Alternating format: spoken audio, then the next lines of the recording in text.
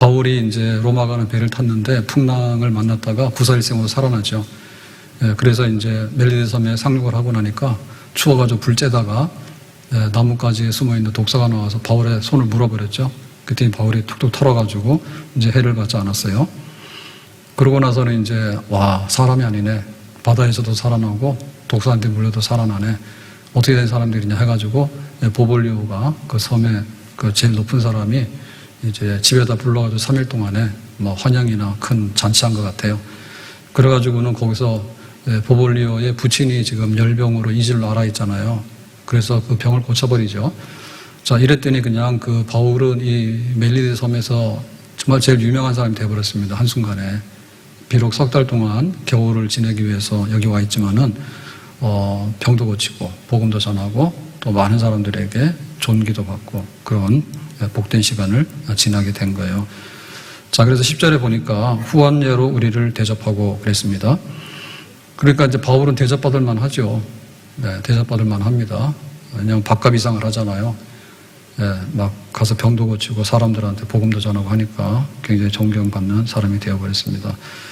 네, 그래서 이거는 하나님의 참 그 위로고 격려고 또 하나님의 은혜가 아닐 수 없는데, 네, 하나님께서 때때로 풍랑을 만났을 때는 풍랑이 잠잠해지는 은혜가 필요하고, 또 뱀한테 물렸을 때는 독을 받지 않는 은혜가 필요하고, 또 병을 고치면서 복음을 전할 때는 계속해서 그런 일을 할 수 있는 하나님의 은혜가 날마다 우리에게 지속이 돼야 되는 줄로 믿습니다.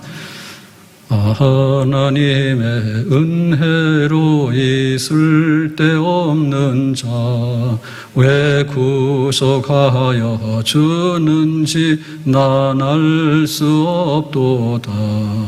내가 믿고 또 의지함은 내 모든 형편 아시는 주님 늘 보호해 주실 것을 나는 확실히 아네. 내가 믿고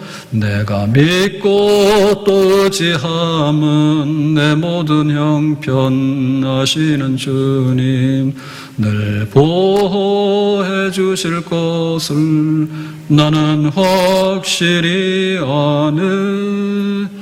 바울은 대접받을 만해요. 만약에 뭐 귀신한테 끌려다니면서 이리저리 휘둘리면 무슨 대접을 받습니까? 귀신 취급받죠? 그 다음에 뭐 독사한테 물려가지고 죽어버렸다고 하면 저거는 살인자라 저주받은 거다라고 사람들이 비난할 거 아니에요?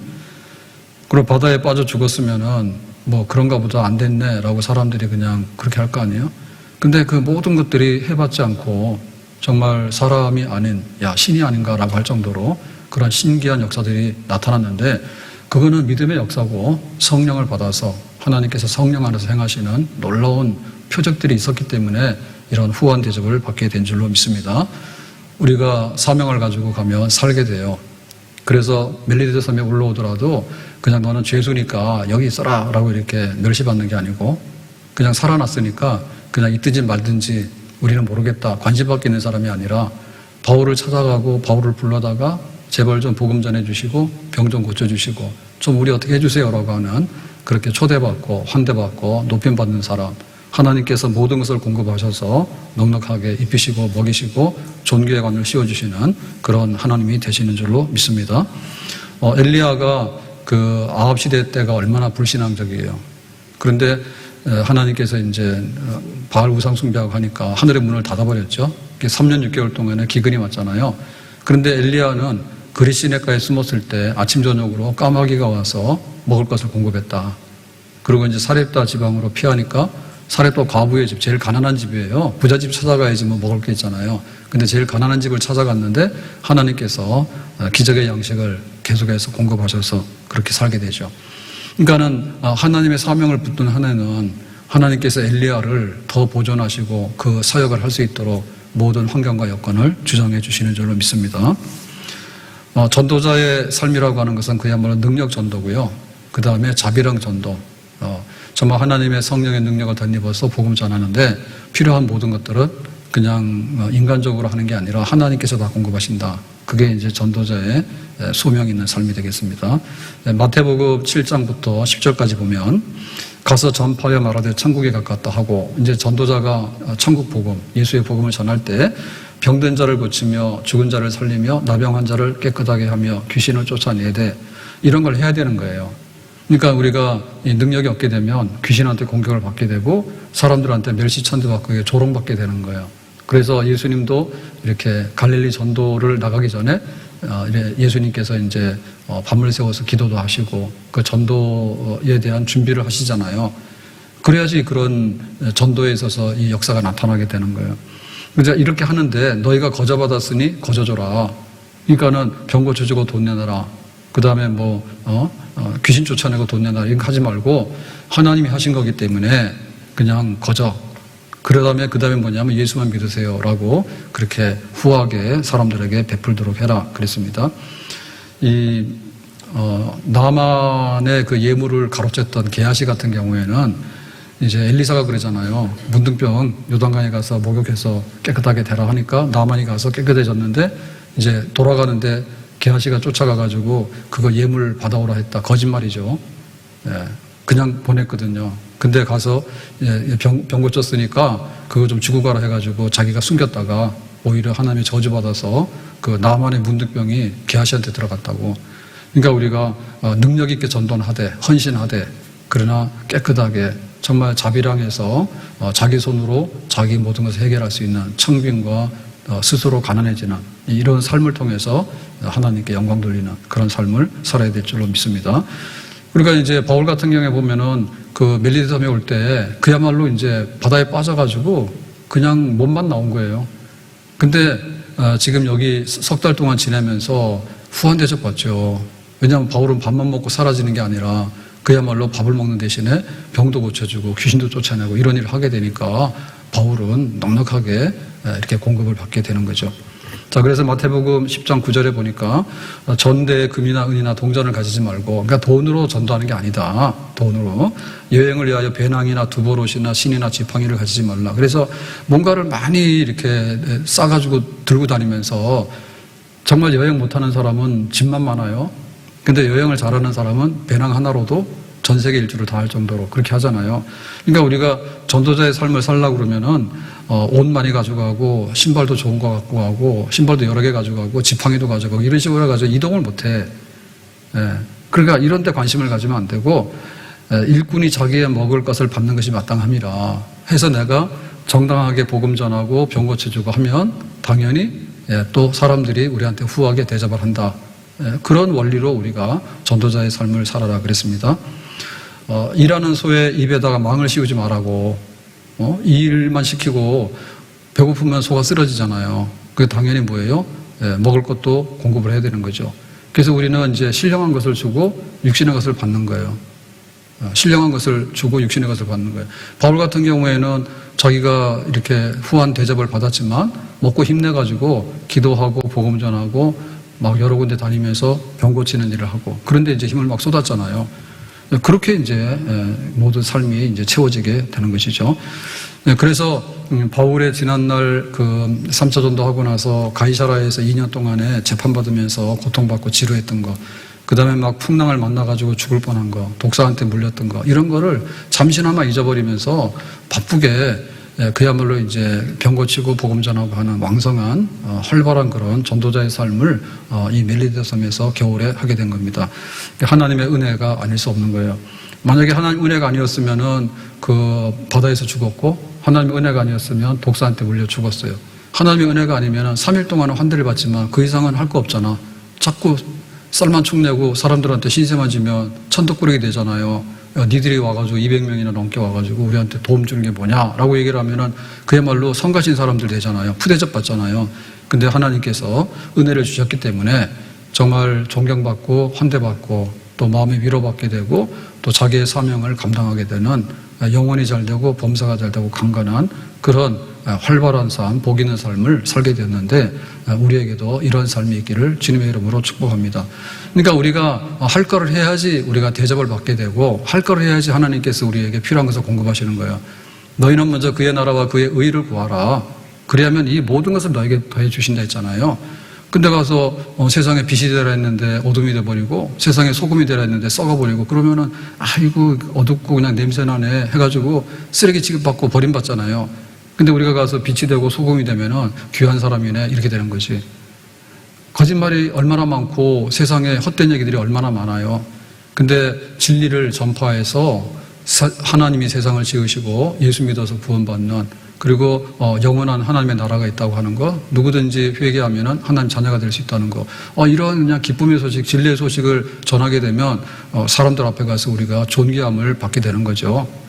거기다가 능력까지 나타나게 되면 정말 기도해서 역사가 일어나는 걸 보게 되면 정말 그 독사에게 물린 사람 많거든요. 그 말세의 고통이 이런 말을 다 할 수가 없어요. 그러니까 사람들이 살아도 사는 게 아니에요. 네? 살아도 사는 게 아닌 거예요. 정말 어떤 만족과 안식과 행복이 있어야 되는데, 결혼 안 한다는 거 보면 알잖아요. 결혼 안 하는 게 아니라 하고 싶어도 못하고 해도 별로 안 좋기 때문에 안 하는 거거든. 그 다음에 출산을 안 한다는 얘기는 삶에 대한 소망이 별로 없기 때문에 종자가 줄어들게 되는 거예요.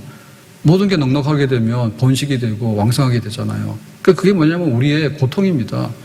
사실 이거를 깨고 나가려고 하면 결혼하게 되면은 이제 혼수 준비금으로 3억까지인가가 증여세가 없다나 이런 거 막 하잖아요. 좀 이렇게 경기 활성화시키고 뭔가 경제를 움직이려고.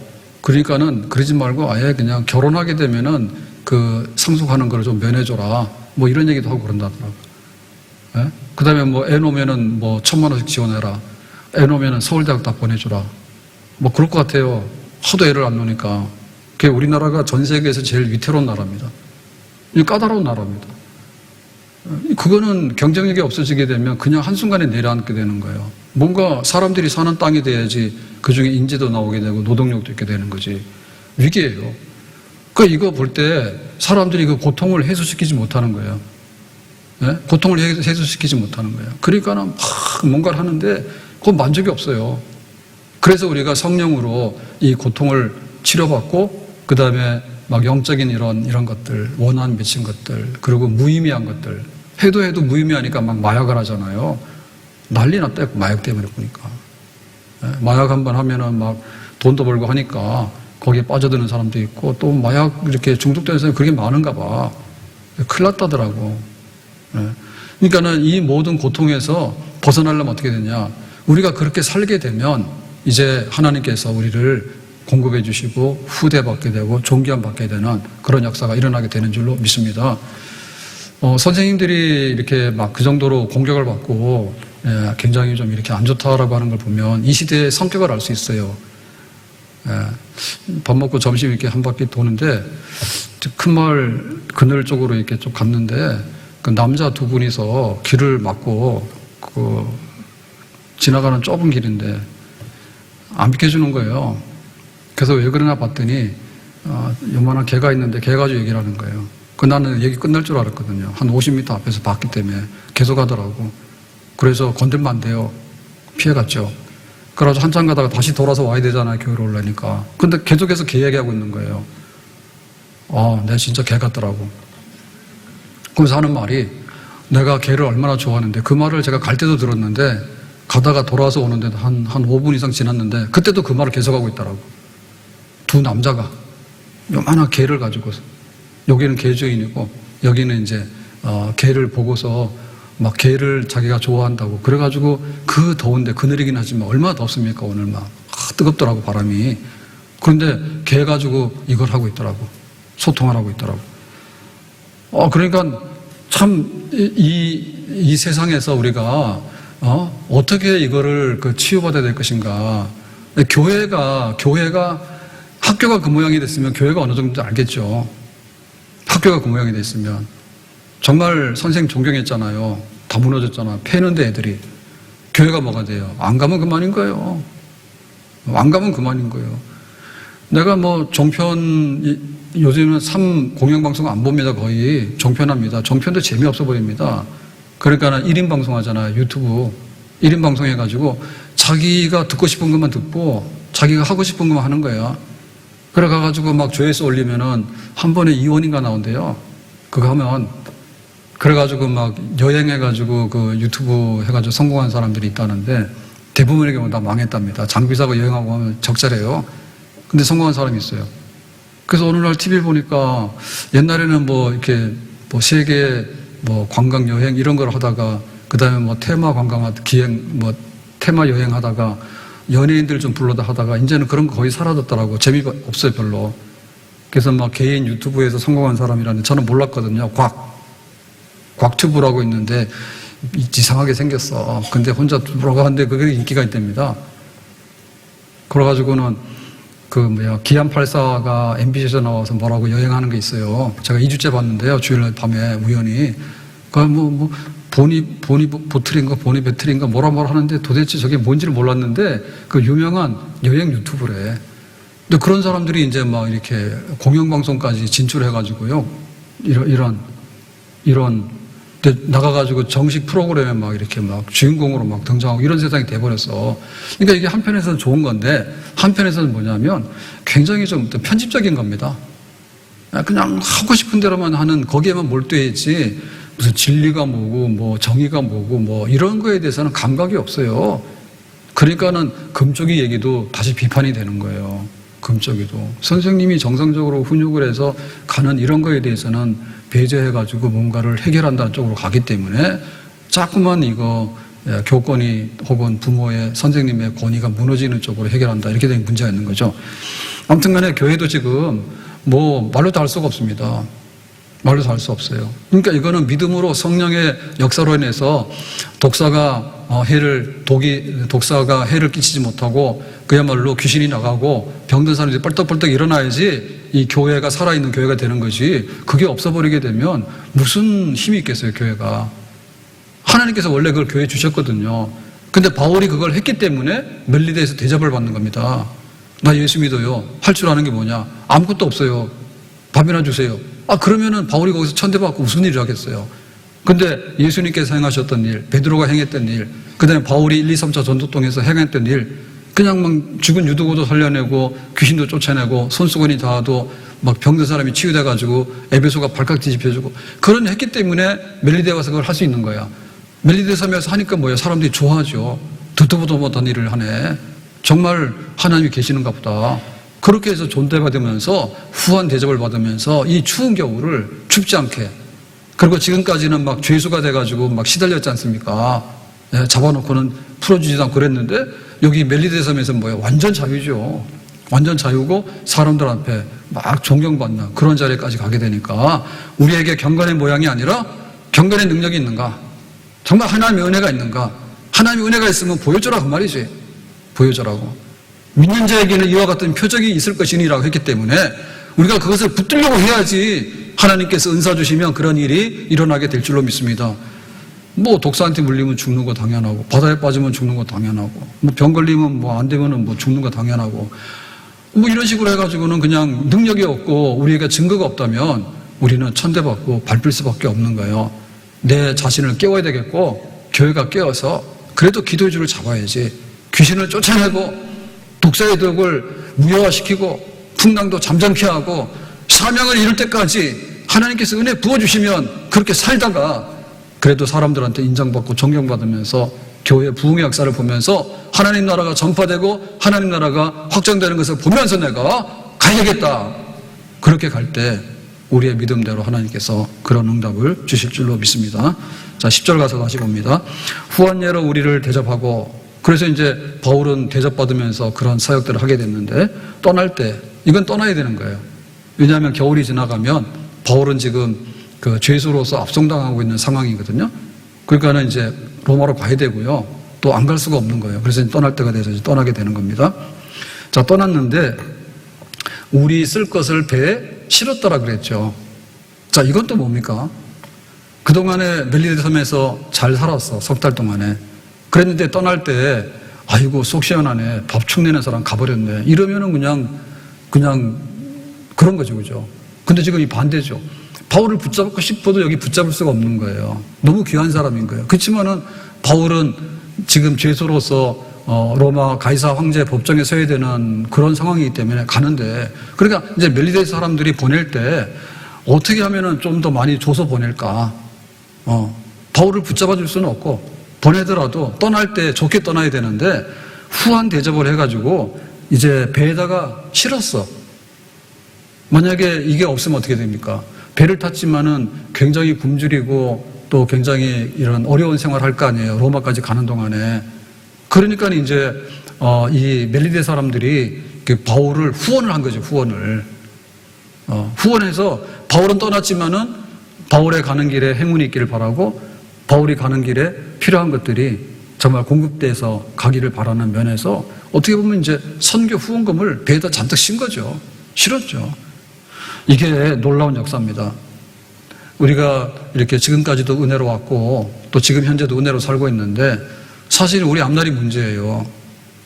우리 앞날이 평탄했으면 좋겠고 우리 앞날이 순풍을 만났으면 좋겠고 또 우리 앞날에 뒤에서 우리를 후원하고 사랑하고 격려하는 이런 것들을 많이 받아가지고 정말 이렇게 좀 더 이렇게 활발하게 살아갈 수 있는 이런 뒷받침이 되는 그런 미래가 좀 보이는 그런 힘이 있는 미래가 보이는 그런 삶을 우리가 살아야 될 줄로 믿습니다. 주님 다시 배울 날이 날로 다가와 무거운 짐 주께 맡겨 벗을 날도 멀잖네.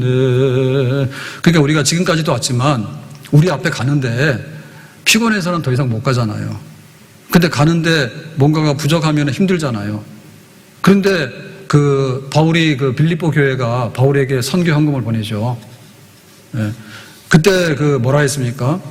빌립보 4장 18절에 보면 내게는 모든 것이 있고 풍족한지라 에바브로 디도 편에 너희가 준 것을 받음으로 내가 풍족하니. 바울이 이제 로마 감옥에 있을 때 에바브로 디도라고 하는 사람을 통해서 이제 선교 후원할 수 있는 필요한 것들 이런 것들이 이제 공급을 했어요. 그러니까 이는 받으실 만한 향기로운 제물이요 하나님을 기쁘시게 한 것이라고 그랬죠. 그러니까 빌립보 교회가 바울이 간수가 막 자결하려고 하는 이런 빌립보 감옥에 있었던 일이 있잖아요. 그런 걸 통해 가지고 빌립보 교회가 세워졌잖아.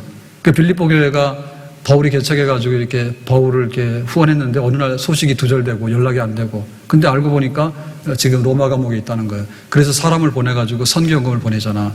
그러니까 바울이 향기로운 제물을 받았다 하잖아요. 그러니까는 어떤 후원하는 게 있는 거야.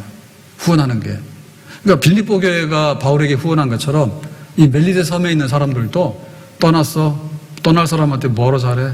다시 볼 것도 아닌데. 그렇게 냉정한 게 아니라 정말 가슴 속에 바울을 존경하고 또 후원하고자 하는 열렬한 마음이 긍정적으로 자발적으로 있었기 때문에 이제 이렇게까지 후하게 배에다 실어가지고는 이제 이렇게 보내게 되는 거죠. 그래서 우리가 이렇게 해야 됩니다. 이렇게 해야 됩니다. 받은 바 은혜가 있으면 그거를 베풀고 나눠주고 하는 걸 해야 되는 거예요. 또 한편에 있어서는 뭐냐면 우리가 이런 대접을 받을 만한 그릇들이 돼야 되는 거예요. 뭔가 미래가 보여야지 거기다가 후원을 하게 되고 또 귀한 사명이 있어야지 우리가 동참하면서 거기다 함께 동역을 할 수 있잖아요.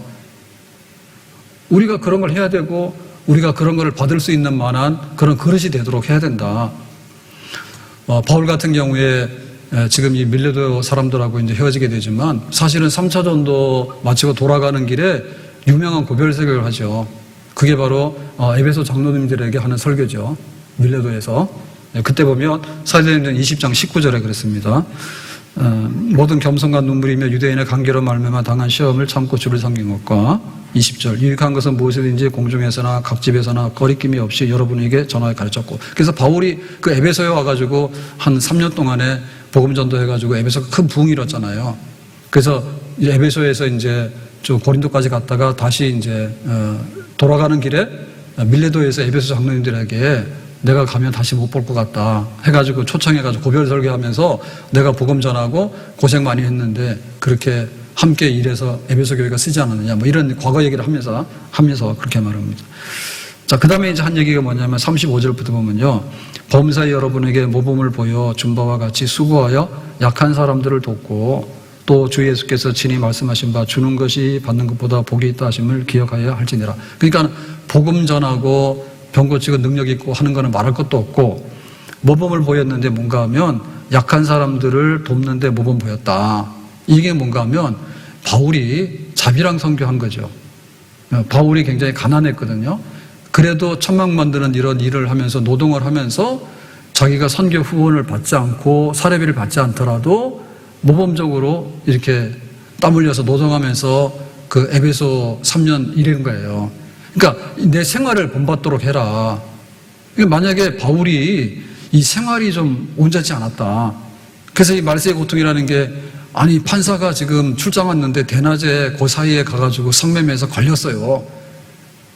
그 걸렸으니까 그게 드러난 거지 안 걸렸으면 어떻게 됩니까? 10번이고 100번이고 하는 거죠. 예? 그것만 아닙니다. 지금 뭐 난장판입니다. 그러니까는 본이 돼야 되잖아, 본이.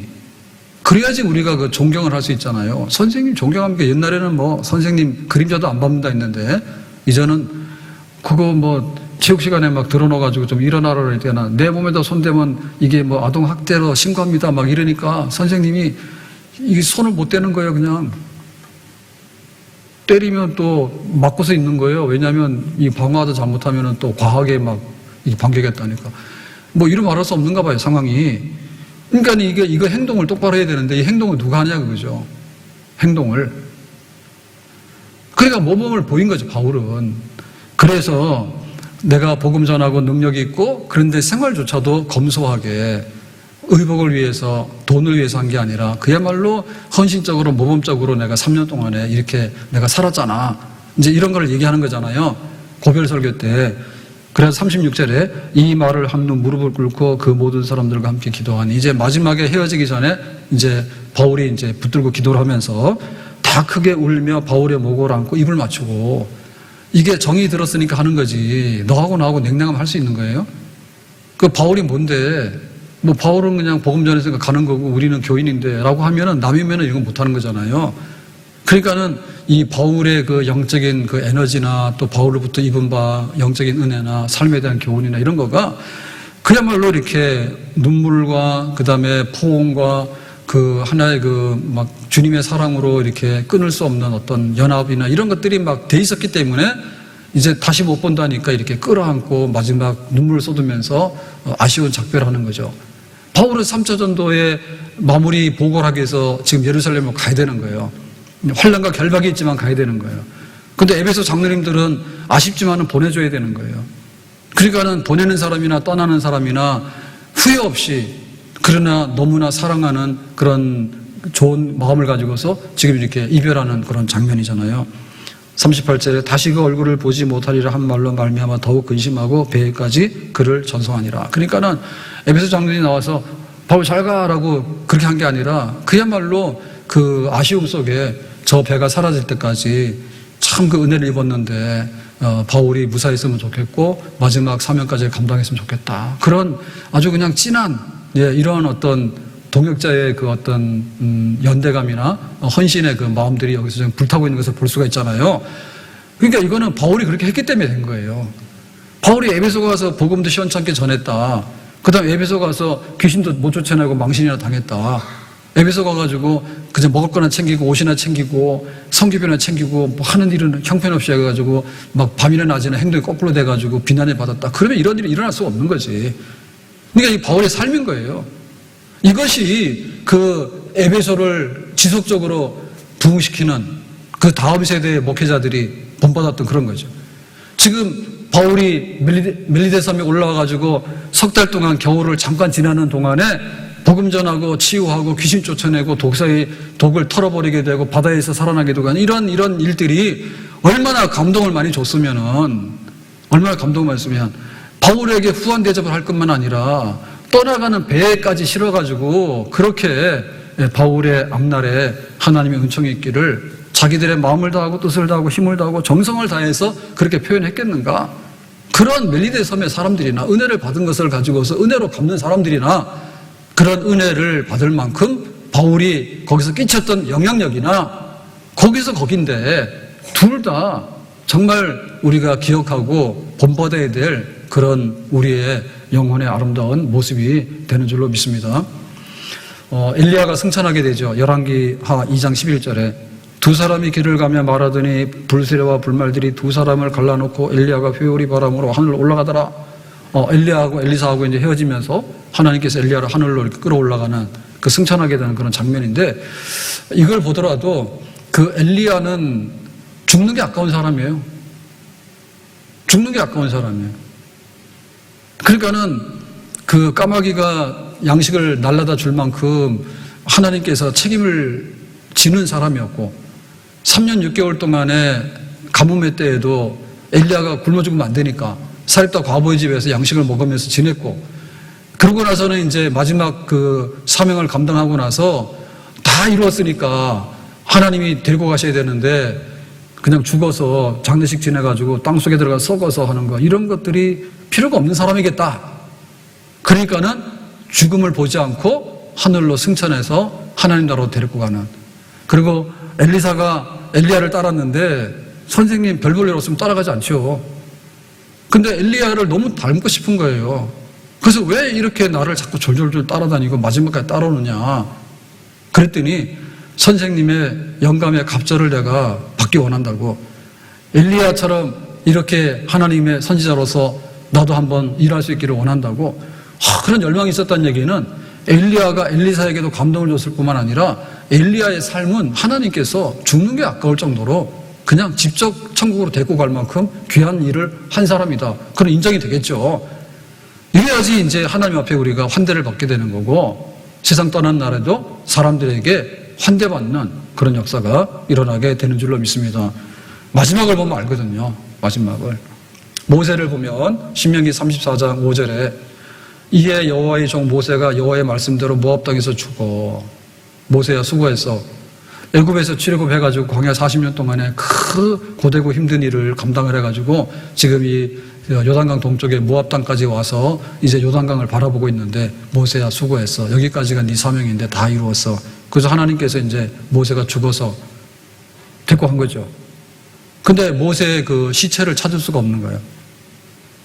왜냐하면은 그걸 남겨두면은 사람들이 모세의 죽은 시신을 저기 김일성이 하듯이 이렇게 막 들고 다니면서 이게 모세라고 이런 식으로 하기 때문에, 모세를 숭배하기 때문에 하나님께서 모세가 죽었는데 흔적도 없이 감춰버렸어요. 그러니까는 하나님께는 최선을 다했는데 그 백성들이 모세를 찾고 싶어도 찾을 수 없을 만큼 정말 이렇게 구별되게 하나님께서 처리하고 싶었던 거죠. 엘리야는 승천, 모세는 모세의 썩어지는 시체를 볼 수도 없을 만큼 하나님이 깨끗하게 처리해버려서 없어졌다고. 흠없이 산 거죠. 34장 7절에 보니까 모세가 죽을 때 나이 120세 되었으나 그의 눈이 흐리지 아니하고 기력이 쇠하지 아니하였더라. 그러니까 눈이 흐리지 않고라고 하는 얘기는 분별력. 똑똑하고 분별력이 있는 거예요. 기력이 쇠하지 않고는 왕성하게 일할 수 있는 힘과 에너지, 열정이 있는 거예요. 그러니까 모세는 120살이 됐는데 하나도 흠이 없는 사람이라, 이 정도로 완벽한 삶을 살았으니까 모세의 죽음도 영광스러운 거죠. 엘리야가 그렇게 아합 시대에 흑암한 시대를 살았으면서도 하나님 말씀을 외쳤기 때문에 그냥 죽지 않고 천국으로 데려갈 만큼 완벽하게 흠없이 산 사람의 증거가 되겠죠. 이렇게 사는 거죠. 이렇게. 그래서 우리가 가는 길에 로마까지 가게 되는데 마지막으로 어떻게 갈까라고 할 때 우리 가족들 앞에서 우리가 떠나갈 때 어떻게 되는가. 우리가 많은 것을 한다 하더라도 우리 가족들은 그거를 인정하지 못하는 경우가 있을 거예요. 그래도 우리 가족들 앞에서 내 사명을 이뤘기 때문에 정말 더 이상 흠이 없는 그런 것을 가지고서 너무나 귀한 부모님, 우리 믿음의 선조였다고 하는 그런 영광스러운 것을 가지고 떠나가야 되겠죠. 우리가 교회에 출입하면서 세례를 받고 교인이 됐어요. 입회해서. 그러고 나서 신앙생활을 마치게 되면 하나님 나라로 이제 가게 되는데, 교회를 졸업하고 교회를 떠나게 될 때 누구 하나 알지도 못하고 정말 썩은 사과 하나 없어졌다고, 이런 식의 것을 들으면 안 되잖아요. 온 교회가 일어나서 눈물로 바울을 환송했던 그런 밀레도 교회 장로님처럼 이 멜리데섬의 사람들은 바울과 불과 한 석 달 짧은 기간 같이 있었는데도 그렇게 정이 많이 들고 그 은혜를 기억하고 쓸 모든 것들을 충분하게 공급해서 보냈던 이런 것처럼 그동안 장로님, 권사님 수고 많으셨어요. 그렇게 세상 사람들은 모른다 할지라도 하나님을 섬기면서 교회를 섬겼던 모든 성도들이 그동안 애썼다고 천국 갈 때 정말 하나님 앞에 영광이 있기를 바란다고, 그렇게 후원과 존경, 환대 속에서 우리가 이 교회를 마치고 하나님 나라로 옮겨진다면 그거는 참으로 복 있는 사람이 되는 줄로 믿습니다. 포사이트가 한센병을 처음 치료하게 된 그런 이제 의료 선교사잖아요. 근데 이 포사이트가 이제 1918년에 45세에 죽어요. 죽을 때는 이제 미국에서 죽는데, 그때 한국에서 풍토병을 얻어가지고 미국 가거든요.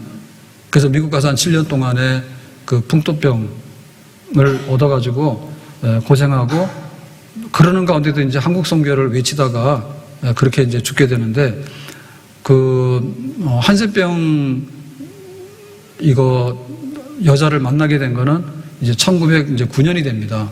1909년에 자기가 여기 광주에 오웬 선교사가 지금 급성폐렴으로 상황이 안 좋아서 위태로우니까 가라 해가지고 이제 목포에서 이제 광주 오는 길에, 광주 다 들어오는 길에 그 길거리에서 그 한센병으로 쓰러져가지고 막 넘어져 있는 정말 그 사람들이 거들떠도 안 보고 저주받은 사람이라고 하는 그 사람을 발견해가지고 자기 이제 말에다 태워서 데리고 가서 치료하잖아요.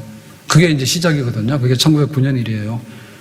그래가지고는 그 광주에 이제 한센병자들을 치료할 수 있는 봉선리에 최초의 이제 병원이죠.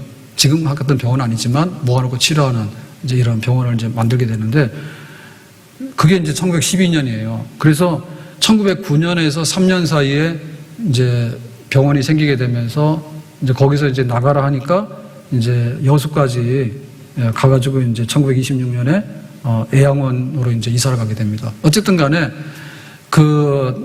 이 포사이트는 1909년에 한센병 여자를 말 태워서 치료하는 역사를 일으켰다가 그 다음에 이제 사람들한테 공격받아가지고 귀도 잘라지고 스프루라고 하는 풍토병을 앓다가 이제 미국에 아마도 한 1911년 정도에 간 것 같아요.